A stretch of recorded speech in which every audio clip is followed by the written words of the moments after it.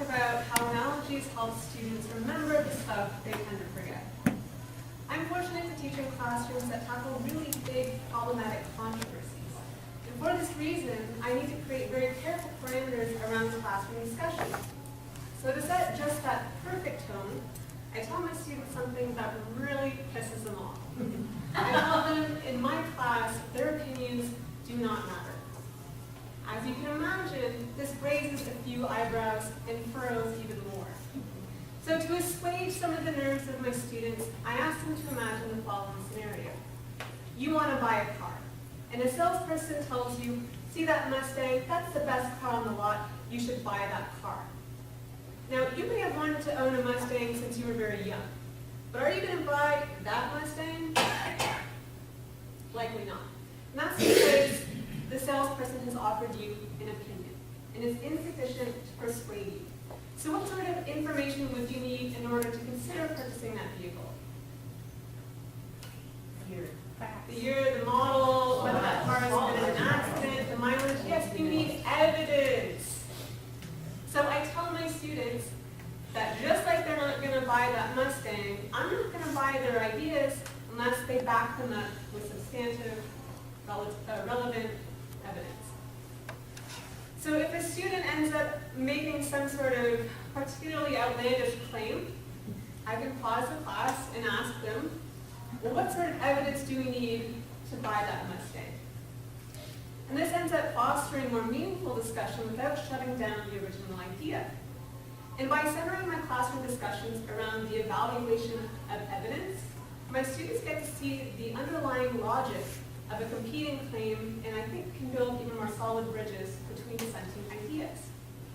But I don't just use analogies to sell Mustangs. I also use them in conjunction with my syllabi and my assignment prompts. For instance, I use an analogy to make sure my students follow the assignment prompt in the first place. That can be an issue.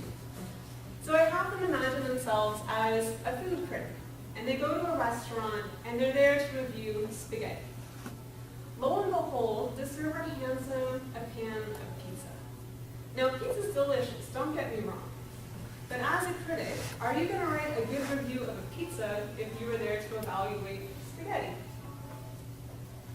Again, likely not.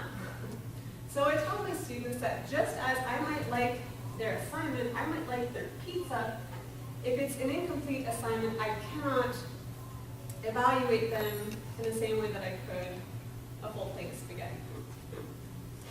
And finally, I use analogies to get my students to remember some of the nitpicky items on my syllabus, especially in relation to my grading policy. Now, in my syllabus, I tell my students that if they earn an 89, I do not round up. You get an 89, you're going to get a B on your transfer. It's harsh, I know. And my students tend to think so too. So I ask them to imagine themselves in the following scenario. You're a cashier at Walmart, and your customer hands you a $90 TV. And after giving you all of their cash, you realize they've only handed over $89. Now, are you going to hand that $90 TV over to them even though they've only paid you $89? Probably not. Clearly, I'm not trying to say that my students are trying to buy their grades. This is not a monetary transaction. But if my student hands me a paper that's worth only 89, I cannot hand them back a 90. So in all of these three scenarios, I'm using analogies to concretize somewhat nebulous but really important issues like classroom environment and discussion parameters. And they also help my students see the logic behind some of my more nitpicky but also really very important course policies. So I do encourage you to start thinking about creative ways to get your students to remember the stuff they tend to forget.